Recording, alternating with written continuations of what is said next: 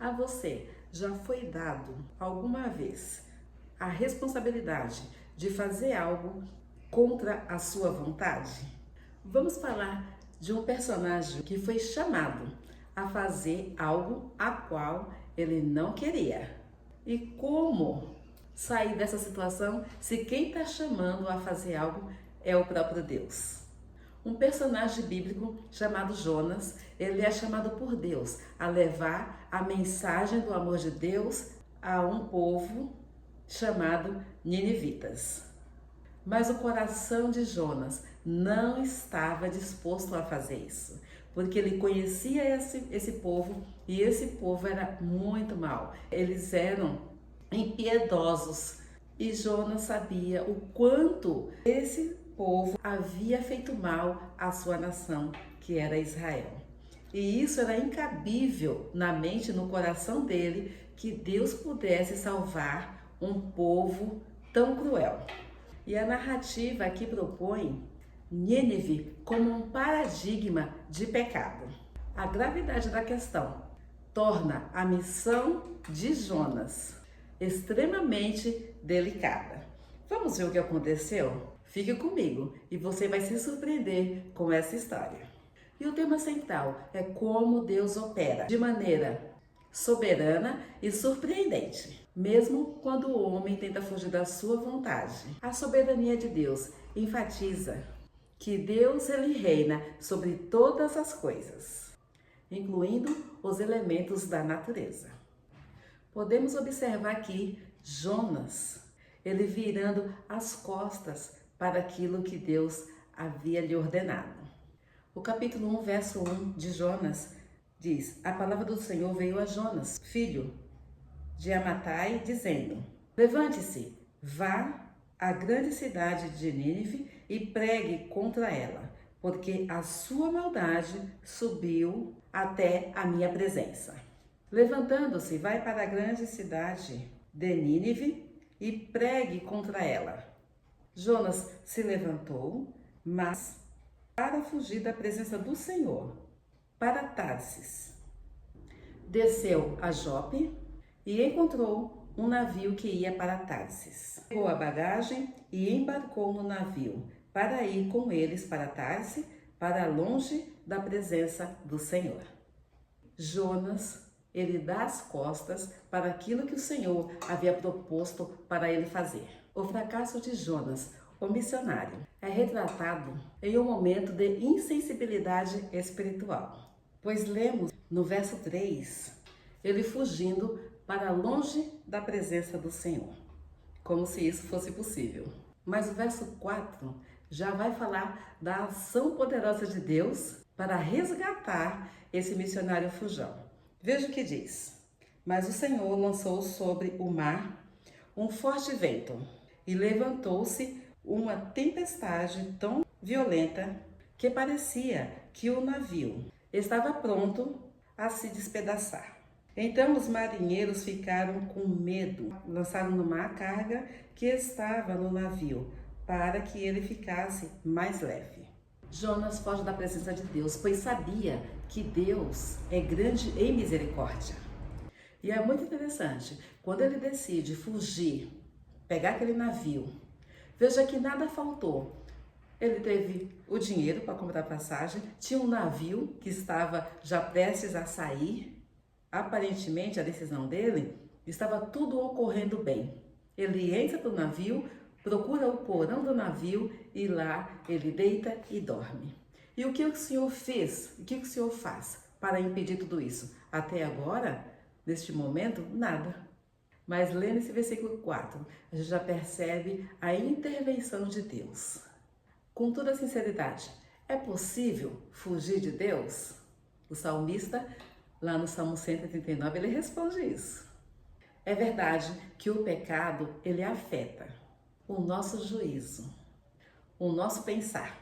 E a partir daí, começa então a fazer coisas tolas. Do versículo 4 ao versículo 7, Deus reina sobre as ondas, Deus reina sobre o vento, Deus manda um forte e tempestuoso vento.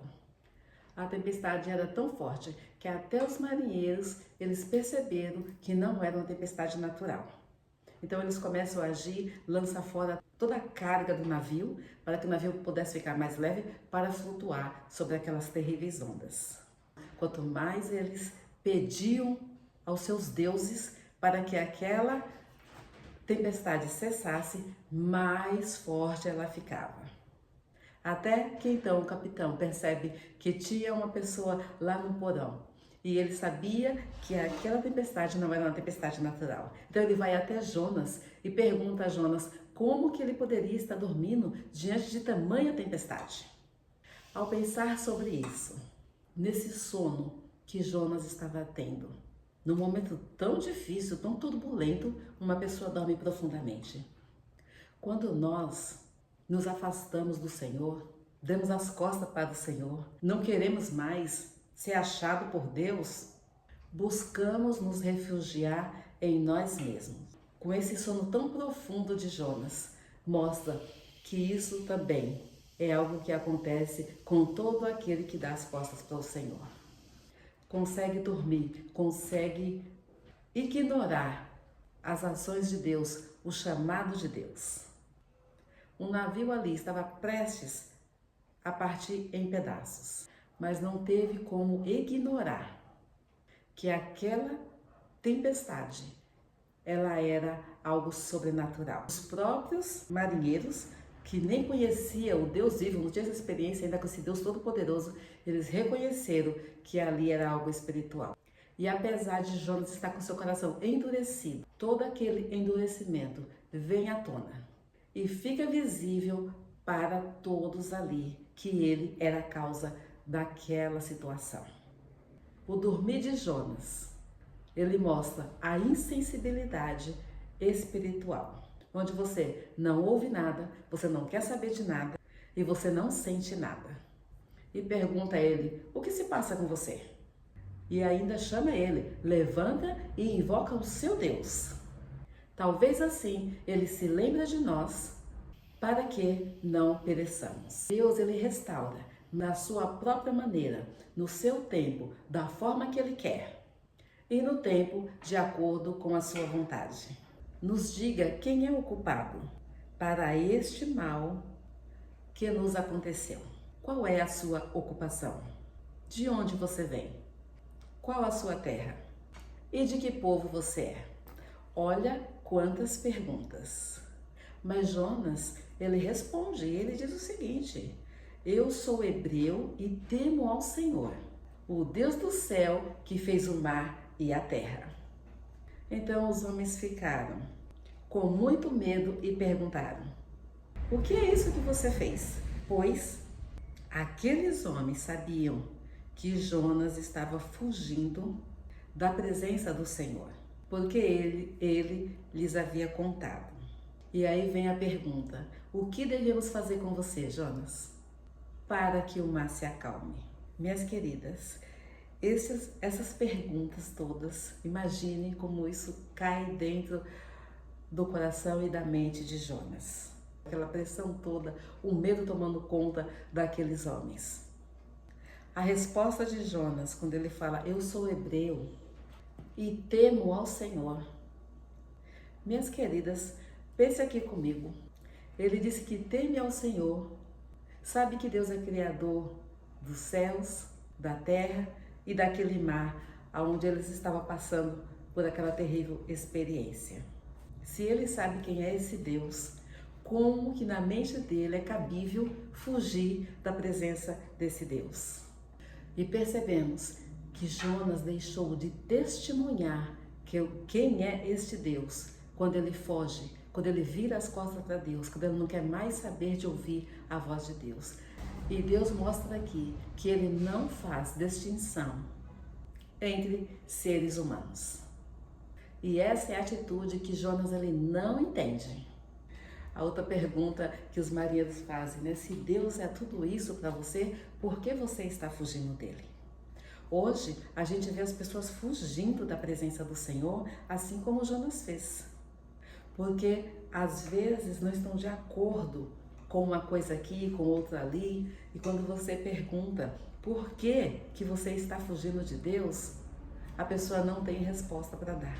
Porque quando ela se autoexaminar, ela vai ver que ela está fugindo de Deus, porque é alguma situação pessoal, uma indignação, uma frustração com A, com B, e aquilo acaba faz com que essa pessoa vire as costas para Deus.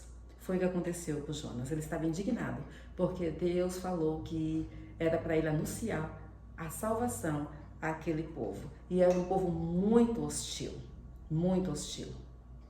E por conta disso, no seu coração, era inaceitável que Deus tivesse compaixão de uma pessoa tão má. O Senhor, Ele tem compaixão de quem Ele quiser ter compaixão. Como foi declarado, Ele é o Deus dos céus, da terra e do mar e de todas as coisas. A desobediência, ela sempre leva ao declínio. Jonas achava que quando ele tomou essa decisão de dar as costas para Deus, estava tudo favorável. Não faltou dinheiro para passagem, não faltou um navio para ele embarcar. Não faltou nem o sono para ele se desligar de tudo. E nós percebemos, no decorrer dos capítulos seguintes, nós vamos ver que cada vez mais o declínio cai sobre a vida de Jonas. Que os marinheiros já estavam dispostos a lançá-lo ao mar. Eu sei que por minha causa, esta grande tempestade caiu sobre vocês. Enquanto isso, os homens continuavam remando, por alcançar a terra.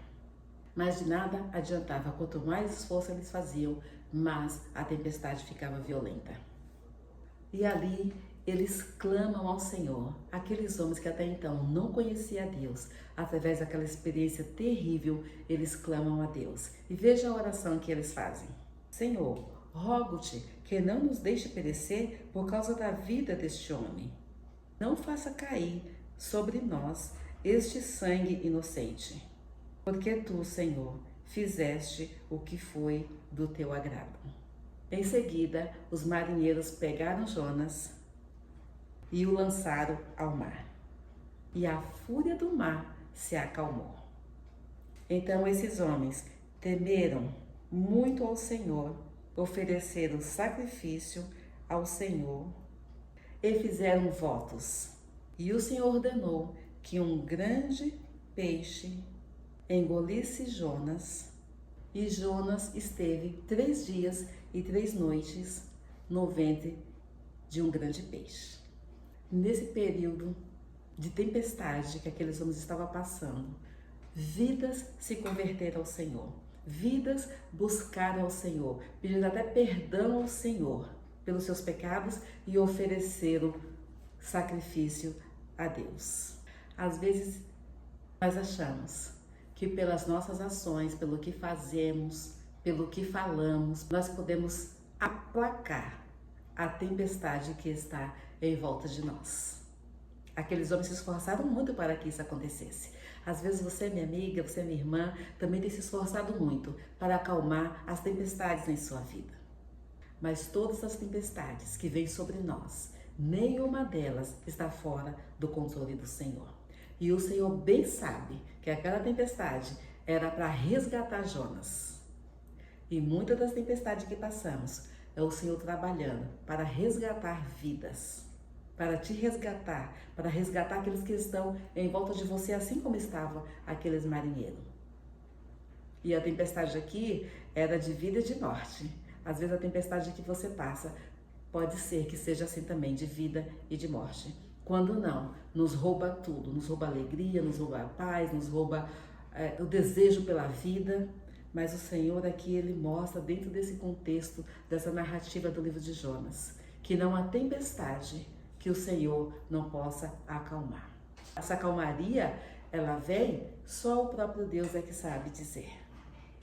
E quando isso acontece, eu e você, nós podemos confiar inteiramente nesse Deus. Porque quando o Senhor age, tudo tem que se aquietar. O vento forte vai cessar, a água impetuosa ela vai ficar calma e o Senhor entrará com a sua provisão. Mas veja, que quando eles descobriram que Jonas era o causador de tudo aquilo, através da desobediência dele, nos faz pensar também Qual é a causa da tempestade que está em nossas vidas?